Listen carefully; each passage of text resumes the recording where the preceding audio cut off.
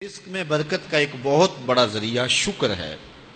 ارشاد فرمایا لَإِن شَكَرْتُمْ لَأَزِيدَنَّكُمْ، اگر تم شکر کرو گے وہ تمہیں اور زیادہ عطا کرے گا، اور اگر تم شکر نہیں کرو گے وَلَئِن كَفَرْتُمْ، کفران نعمت کرو گے، إِنَّ عَذَابِي لَشَدِيدٌ، تو پھر میرا عذاب بڑا سخت ہے۔ رزق کے اضافے کا ایک اور بہت بڑا سبب انفاق فی سبیل اللہ ہے۔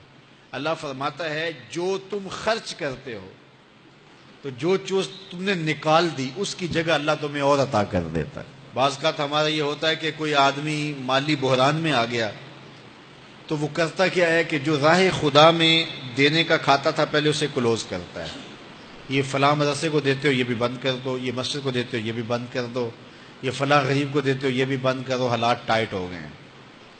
لیکن 5 گاڑیاں ہیں تو 2 گاڑیوں پہ گزارا کر لیا جائے، پیٹرول بچے، یہ نہیں ہو سکتا۔ گھر کے لچھن وہی ہیں، لیکن بند کہاں سے کیا؟ جہاں سے رزق آنا تھا۔ ہمیں تو یہ حکم دیا ہے جب رزق تنگ ہونے لگے صدقہ دے کے رب سے کاروبار کر لو، صدقے سے تمہارے رزق میں اضافہ ہوگا۔ یہ رب کا وعدہ ہے اور اللہ کے وعدے جھوٹے نہیں ہو سکتے۔ رزق کی برکت کا ایک اور بہت بڑا ذریعہ النکاح ہے۔ فرمایا اگر تم نکاح کرو گے، تم فقیر ہو وہ تمہیں غنی کر دے گا۔ لوگ کہتے ہیں بچہ پیروں پہ کھڑا ہو لے تو پھر نکاح کریں گے، اللہ کہتا ہے تم نکاح کرو ہم پیروں پہ کھڑا کر دیں گے۔ ہمارا فلسفہ اپنا ہے، اس کا حکم اپنا ہے۔ وہ کہتا ہے ابھی تو یہ اپنے لیے نہیں کماتا تو جو آئے گی اس کو کہاں سے کھلائے گا؟ میاں جس نے آنا ہے اس نے اپنا رزق لے کے آنا ہے۔ تو بچوں کی شادیاں کرو، اگر وہ جوان ہو گئے رزق نصیب ہوگا۔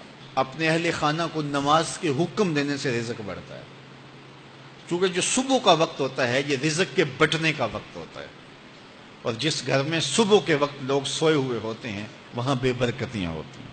تو طلوع فجر سے لے کر کے طلوع آفتاب تک اپنی اولاد کو، بیوی کو، بچوں کو نہ سونے دیں۔ اس وقت رزق بٹنے کے لمحے ہوتے ہیں۔ کثیر دعائیں مانگیں، تلاوت کلام مجید پڑھیں، اور نماز فجر مرد حضرات مسجدوں میں جا کے باجماعت ادا کریں، اور گھروں میں جو ہے وہ بیٹیاں بہنیں مصلے بچھا لیں، تو اللہ کی رحمتوں کا نزول ہوگا۔ اب ایک حدیث میں رزق کے اضافے کا ایک اور نسخہ ارشاد کیا گیا۔ میرے حضور نے فرمایا جو شخص یہ چاہتا ہے کہ اس کے رزق میں برکتیں ہوں اور اس کی عمر میں اضافہ ہو تو وہ اپنے رشتہ داروں کے ساتھ سلوک اچھا کرے۔ رشتہ داروں کے ساتھ اگر اچھا سلوک کرو گے تو پھر تمہارے رزق میں برکت ہو۔ غریب ہیں تو ان کی مدد کرو، ان کی بیٹیوں کی شادیاں اپنے ذمے لے لو اگر اللہ نے آپ کو وسعت دی ہے، ان کی پریشانیاں بانٹ لو، ان کا قرضہ ہے تو اتارنے کی کوشش کرو، ان کو مشکلات سے نکالنے کی کوشش کرو۔ تم ان کو مشکلات سے نکالو گے، اللہ تمہیں مشکلوں سے نکالے گا۔ تمہارے رزق میں بھی برکتیں ہوگی اور تمہارے مال میں بھی برکتیں ہوں گی۔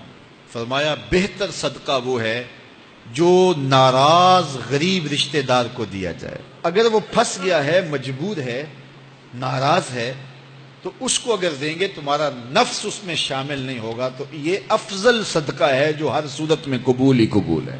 رزق کے اضافے کا ایک اور سبب الاحسان الی الضعفاء، جو کمزور لوگ ہیں ان کے ساتھ اس نے سلوک کرنا۔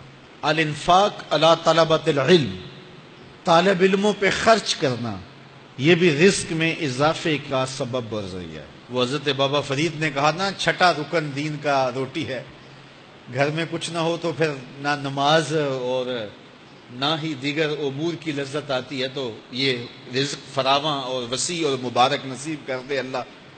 تو اس کے لیے ایک اور وظیفہ میں دیتا ہوں، اور وہ یہ کہ مغرب کے بعد 21 مرتبہ سورۃ الکوثر پڑھ لیں، کثرت ہو جائے گی انشاءاللہ۔